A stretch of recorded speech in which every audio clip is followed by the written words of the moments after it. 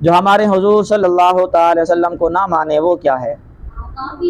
جو ہمارے حضور صلی اللہ علیہ وسلم کو رسول نہ مانے وہ کافر ہے۔ جو نبی رسول نہ مانے وہ کیا ہے؟ وہ کافر ہے۔ جو اللہ تعالیٰ کو مانے مگر ہمارے نبی صلی اللہ علیہ وسلم کو نہ مانے تو وہ کیا ہے؟ وہ بھی کافر ہے۔ جو ہمارے نبی کو نہ مانے وہ بھی کافر ہے۔ جو اللہ کو نہ مانے وہ بھی کافر ہے۔ جو اللہ کو مانے اور رسول کو نہ مانے وہ بھی کافر ہے۔ جو رسول کو مانے اللہ کو نہ مانے وہ بھی کافر ہے۔ رسول اللہ صلی اللہ علیہ وسلم کو ماننے کا کیا مطلب ہے؟ رسول اللہ صلی اللہ علیہ وسلم کو ماننے کا مطلب کیا ہے؟ رسول اللہ صلی اللہ علیہ وسلم کو ماننے کا یہ مطلب ہے کہ آپ صلی اللہ علیہ وسلم کو اللہ تعالیٰ کا بھیجا ہوا سچا نبی یقین کریں۔ اللہ کی طرف سے بھیجا ہوا سچا نبی جو ہے وہ یقین کرے۔ آپ صلی اللہ علیہ وسلم کی ہر بات کو حق مانے۔ جو آپ نے جو بات بتا دی، جو فرما دی، وہ کیا ہے؟ وہ سچ ہے، وہ حق ہے۔ اور آپ صلی اللہ علیہ وسلم سے محبت رکھے اور آپ صلی اللہ علیہ وسلم کی شان میں بے ادبی کے لفظ نہ بولے۔ تو اس کو کہتے ہیں رسول اللہ صلی اللہ علیہ وسلم کو ماننے کا مطلب۔ اگلا سوال یہ ہے کہ قرآن شریف کس کی کتاب ہے؟ قرآن مجید اللہ کی کتاب ہے۔ کس کی کتاب ہے؟ اللہ تعالیٰ کی کتاب ہے۔ یہ کیسے معلوم ہوا کہ قرآن شریف اللہ کی کتاب ہے؟ سوال ہے نا کہ یہ کیسے معلوم ہوا کہ یہ اللہ کی کتاب ہے؟ کسی اور کی بھی تو ہو سکتی ہے معاذ اللہ۔ نہیں، قرآن شریف کی طرح کوئی کتاب کسی کی نہیں بن سکی۔ جیسے قرآن مجید ہے ایسی کتاب اور کسی کی جو ہے وہ نہیں بن سکی، جس سے معلوم ہوا کہ وہ اللہ تعالیٰ کی کتاب ہے۔ اگر کسی آدمی کی بنائی ہوئی ہوتی تو کوئی اور بھی ویسی کتاب بنا لیتا۔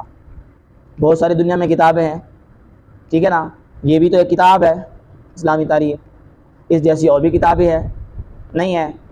اسی طرح اور بہت ساری کتابیں ہیں، ان جیسی اور بھی کتابیں ہیں۔ کیوں؟ اس لیے کہ وہ انسانوں کی بنی ہوئی ہیں، ان کو لکھنے والے، اس کو بنانے والے کون تھے؟ انسان تھے۔ تو جب انسان بنانے والا تھا تو دوسرے انسانوں نے بھی اس طرح کی اور کتابیں بنا لی، لیکن قرآن مجید جیسی اور کوئی کتاب نہیں ہے۔ کیوں؟ اس لیے کہ یہ کتاب اللہ کی کتاب ہے، کسی آدمی کی، کسی انسان کی بنی ہوئی نہیں ہے۔ اگر کسی انسان کی بنی ہوتی تو اس جیسی کوئی اور بھی بنا سکتا تھا۔ حالانکہ قرآن پاک میں جس چیز کو وہ چیلنج کیا گیا، کہا گیا لوگوں کو کہ اگر تمہیں اس کتاب میں کوئی شک ہے تو پھر کیا کرو، تم اس جیسی اور کتاب بنا کے دکھاؤ، کوئی صورت بنا کے دو، کوئی آیتیں بنا کر دکھاؤ۔ لیکن فرمایا کہ تم ایسا نہیں کر سکو گے اور ہرگز جو ہے وہ نہیں کر سکو گے۔ ایک تو یہ ہوگی بنا لیتا ویسی کتاب۔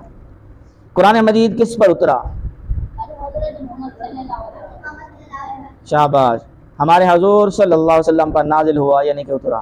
قرآن مجید ہمارے پیارے نبی حضرت محمد مصطفیٰ صلی اللہ تعالی وسلم پر جو ہے وہ نازل ہوا۔ پورا قرآن مجید ایک مرتبہ اترا یا تھوڑا تھوڑا کر کے؟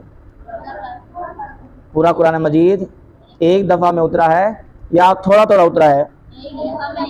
تو قرآن مجید پورا ایک ساتھ جو ہے وہ نازل نہیں ہوا، بلکہ تھوڑا تھوڑا نازل ہوا۔ کیا ہوا ہے؟ تھوڑا تھوڑا قرآن مجید جو ہے وہ نازل ہوتا رہا، ضروریات کے مطابق۔ جہاں پر جتنی آیات کی، جتنی صورت کی ضرورت ہوتی، اتنا قرآن مجید جو ہے وہ نازل ہو جاتا تھا، اتنے احکامات قرآن مجید کے نازل ہو جاتے تھے جتنی ضرورت ہوتی تھی۔ آئی بات سمجھ میں؟ اسی لیے تو اس کو کئی سال لگ گئے۔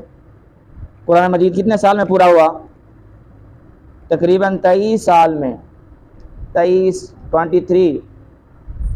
سال کے اندر جو قرآن مجید مکمل ہوا۔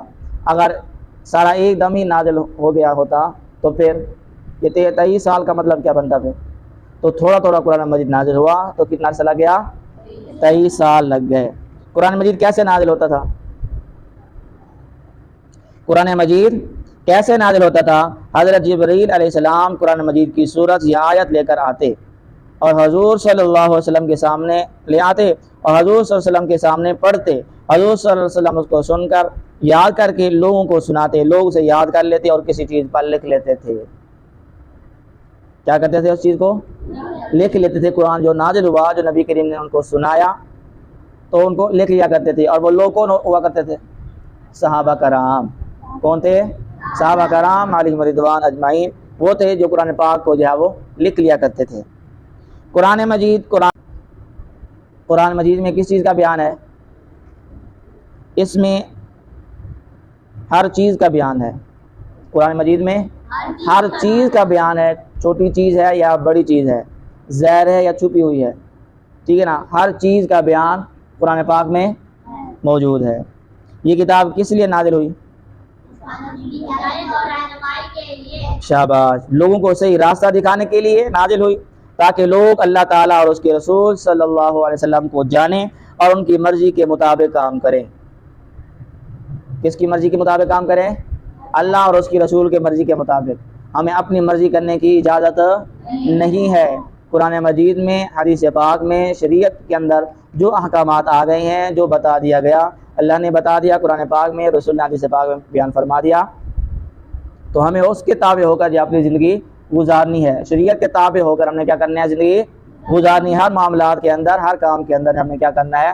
شریعت کے دائرے کے اندر رہ کر وہ کام کرنا ہے۔ اسی لیے قرآن مجید جو ہے وہ نازل کیا گیا، تاکہ لوگ جو ہے وہ سیدھے راستے کی طرف آئیں، اللہ تعالیٰ اور رسول اللہ صلی اللہ علیہ وسلم کو جانیں، اور اللہ رسول کی مرضی کے مطابق جو ہے وہ کون ہے؟ قرآن مجید کو لے کر آنے والے کون تھے؟ حضرت جبریل علیہ السلام۔ تو وہ کون ہے؟ فرشتے ہیں۔ حضرت جبریل علیہ السلام کیا ہے؟ فرشتے ہیں، جو رسولوں کے پاس اللہ تعالیٰ کا حکم لاتے تھے۔ اللہ تبارک و تعالیٰ کے کئی فرشتے ہیں، بے شمار فرشتے ہیں، ان کے فرشتوں کی ڈیوٹیاں لگی ہوئی ہیں۔ تو ان میں جو حضرت جبریل علیہ السلام ہے، ان کی ڈیوٹی یہ تھی کہ وہ اللہ تبارک و تعالیٰ کا پیغام لے کر، اللہ کے جو نبی تھے، جو رسول تھے، ان کے پاس وہ پیغام جو وہ لے کر جاتے تھے۔ تو وہی لانے کی ڈیوٹی کن کی تھی؟ حضرت جبرائیل علیہ السلام کی۔ کیا فرشتے تھے؟ فرشتے کیا چیز ہیں؟ فرشتے کیا چیز ہیں؟ فرشتے اللہ تعالیٰ کی ایک نوری مخلوق ہیں۔ فرشتے اللہ تعالیٰ کی نوری مخلوق ہیں، نہ مرد ہیں نہ عورت ہیں۔ فرشتے نہ مرد ہیں اور نہ ہی عورت ہیں، نہ کچھ کھاتے ہیں نہ کچھ پیتے ہیں، ہر وقت اللہ تعالیٰ کی عبادت میں لگے رہتے ہیں۔ جب سے اللہ تعالیٰ نے ان کو پیدا کیا ہے، اس وقت سے لے کر اب تک، قیامت تک، جب تک اللہ تعالیٰ ان کو چاہے گا رہیں گے زندہ، اس وقت تک کیا ہوگا؟ وہ اللہ تعالیٰ کے حکم کے مطابق کام کر رہے ہیں۔ ان کی جو ڈیوٹی لگی ہے اس میں وہ لگے ہوئے ہیں، نہ کھاتے ہیں نہ پیتے ہیں نہ سوتے ہیں، نہ کوئی اور چیز کرتے ہیں، نہ مرد ہے نہ عورت ہے، ٹھیک ہے۔ اللہ تبارک و تعالیٰ کے حکم کے پابند ہیں، جو حکم کو مل گیا وہ بجا لاتے ہیں۔